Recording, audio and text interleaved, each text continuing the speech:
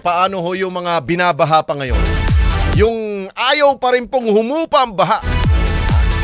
Dahil sa walang pakinabang na flood control project na yan. Lalo na po dyan sa lalawigan ng Bulacan. Ako, dami mo natin mga kaibigan ho dyan, mga kababayan. Na until now, meron pa nga ho, nagsispeedboat pa ho dun eh. Meron hong gumagamit ng wave runner. Meron pong gumagamit ng speedboat. Sabi ng mga ilan, no, kinukunan na lang video, yabang no, naka-speedboat. Hindi naman ilog, hindi naman dagat ang kanilang lugar. Pero bumili siya ng speedboat. Pinaghandaan na po niya ang baha. Dahil nga, sabi nga ho ng ating gobyerno, okay na ho yung baha natin ngayon. Kung dati po hanggang leeg, ngayon hanggang tuhod na lang. Pero may baha pa rin. Walang pinagbago. Binawasan lang ho ang baha. At least, nabawasan. Kayo naman gusto ninyo wala ng baha? Ano yan, magic? Pwede sana ho mawala yung pagbabaha ho dyan sa mga lugar na binabahan ngayon. Kung sapat po yung pondo sana na inilaan po sa mga proyektong kontrabaha, paano? Wala winaldas po ng ilan po nating mga opisyal. Na hanggang ngayon, ay scot-free pa rin. Hindi pa rin po napaparusahan. Kaya, ang lagi hong tugon ng ating gobyerno ngayon, uy, hindi ba kayo naniniwala? Less ng baha ngayon. Pasalamat kayo pa rin sa gobyerno, ha? Taas kila yung mga akala mo, wala ng baha? Meron pa rin baha? Binawasan na lang natin. Malaking bagay na po yan sa ating pong kasulukuyang administrasyon. Kaya, huwag kayong magalit. Magpasalamat pa kayo. Pero sa akin po, gusto ho natin mga kababayan, tigil-tigilan na ho yung mga pagbabaha na yan. Gusto nila wala ng baha.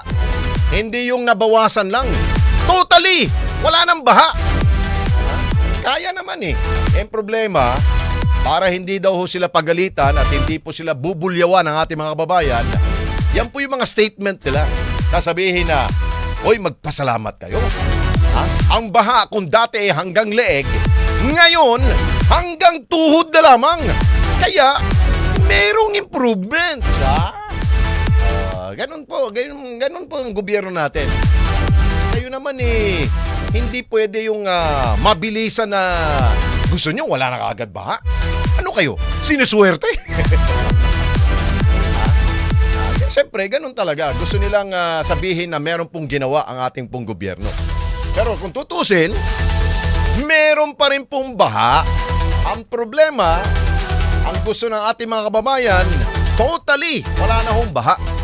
Pero, para sa ating pong gobyerno, hindi po natin mararating po yan. Dahil nga, atrasado na ho tayo sa mga proyekto. Nimbis na yung mga nakalipas sa taon, na dapat, yan po yung panangga natin sa baha. Wala Ghost project, substandard project, na pangontra ho na sa ating hong baha. So ano mangyari? Magsisimula na naman tayo. Ewan ko kung nagising na ba ang ating mga ahensya ng pamahalaan, lalo-lalo po ang DPWH.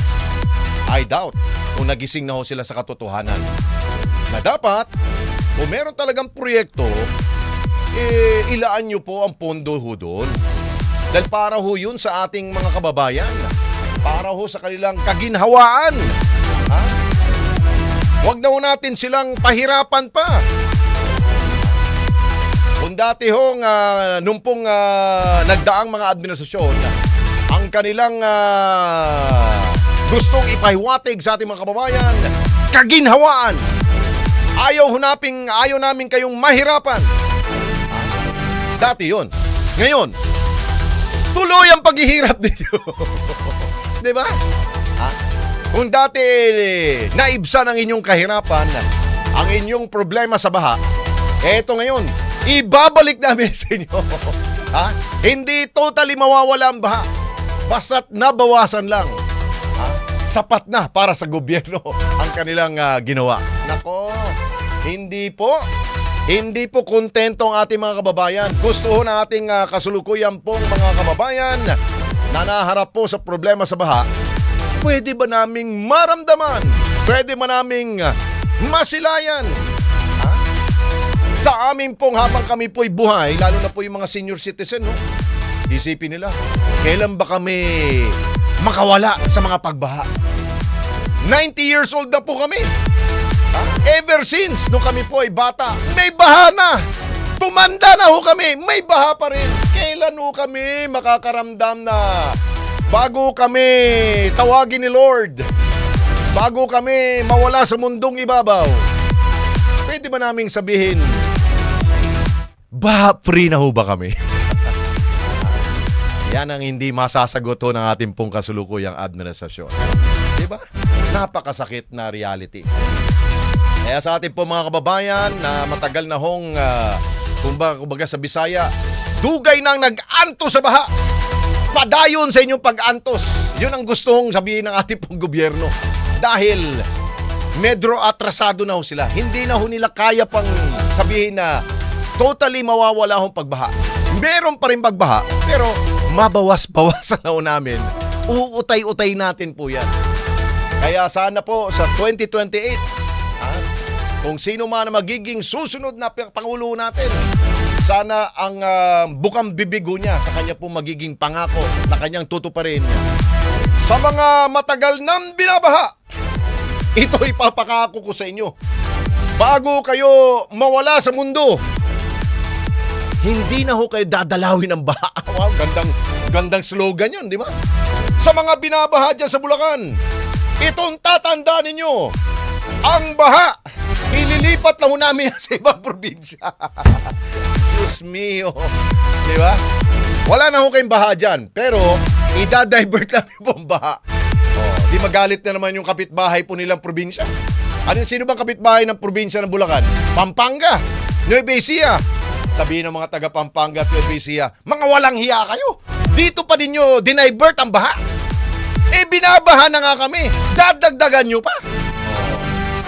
Dahil nga, yan ang aking pangako. Kung inyo magiging presidente, ang baha dyan sa Bulacan ay mawawala. Oh, ganda ng rhyme, no?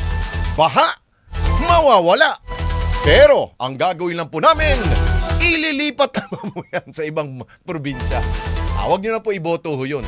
Gusto namin totally baha-free ang ating pong mga probinsya. Yun, kapag sino man yung kandidato, ako mismo ho, iboboto ko siya. Walang pag-aalinlangan. Akin po siyang ipangangampanya at siguradong siya po ang ating magiging Pangulo. Kung ang mga pagbaha ay kanyang malulutas at kung ang baha ay mawawala. Kayo ay nakikita sa Responde sa Radyo. Responde sa Radyo.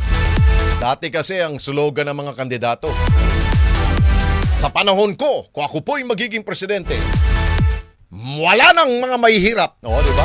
Natupad ba yun? Ako, merong latest ngayon, no? Hindi pa rin nawala po yung mga kababayan natin na nasa poverty line. Gusto ko yung total na talaga wala na ho naghihirap. Ito, madali lang po itong lutasin ang problema nito sa baha. Tanggalin lamang ho ninyong baha. Paano? Saluhin niyo po yung ulan. Yung mga tatakbong mga politiko sa darating na eleksyon sa 2028, para matupad ang wala ng baha. Kayo mismong sumalo ng ulan na ibubuhos ho sa kalangitan.